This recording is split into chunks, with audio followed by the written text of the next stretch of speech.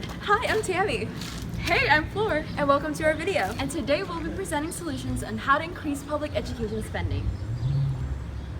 States are decreasing more and more in public education for elementary and secondary schools. We chose this topic because President Trump and his head of the U.S. Department of Education is decreasing more funding for the public education. Fact 1, there's inequalities between the financial distribution of wealthier and poorest districts, and it still exists as of today. Fact 2, since 2015, the Congress has cut federal spending for K-12 education nearly 20%, 5 times more than overall spending cuts. Fact 3, according to the U.S. Department of Education, nationally, high-poverty school districts spend 15.6% less on students than more affluent districts do. There are many effects regarding the issue of decreasing public school funding. It weakens the school's capacity to develop the intelligence and creativity of the next generation. It decreases graduation rates, and it prohibits a child from being well-rounded from extracurriculars such as the arts and athletics. The benefits in increasing public school spending? Well, it increases teacher salaries, it decreases classroom sizes, it adds many academic and extracurricular programs, and it influences the lives of students and their educational success.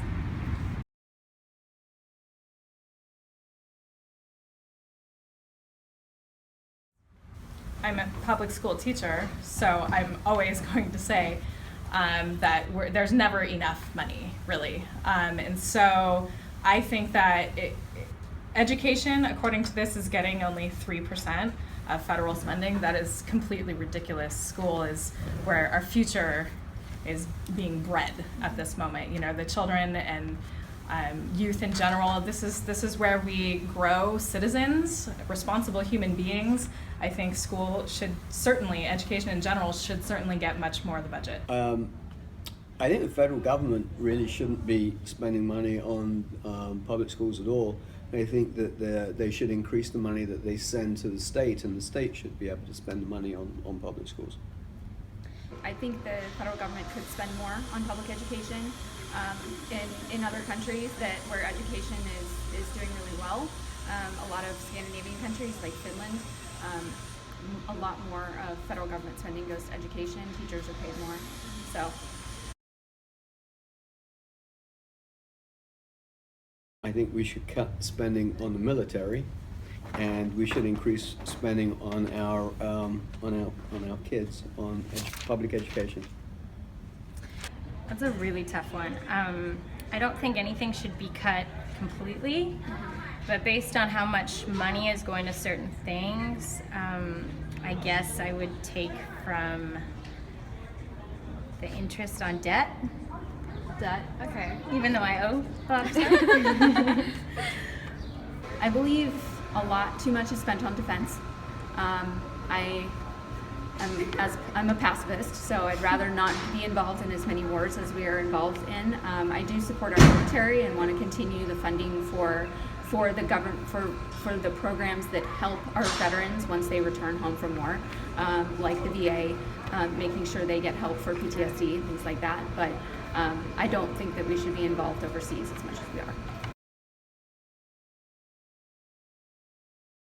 As a public education employee, I would be against that. I'm not happy with how what the budget has come out, and I know that he and his education secretary Betsy DeVos are for charter schools and vouchers, and I'm opposed to that. I think it's ridiculous. I honestly don't think the Trump administration knows what it's doing. Even the person, Betsy DeVos, in charge of education, and the majority of America's youth are educated by public schools, and I think it's unfair to throw our faith and our money into charter schools. Okay. Well, research shows that nobody gets a better education than public schools. Actually, private schools are great for what they do, but I think that if you look at it, the whole idea of giving money to people to be able to have choices to send their kids to a private school or something else, it's a giveaway to rich people. I think what we do badly is that we don't value teaching or teachers, and we sure as heck don't value learning anymore. So, you know, I'd like to see everybody wearing red hats that say, "Make America smart again."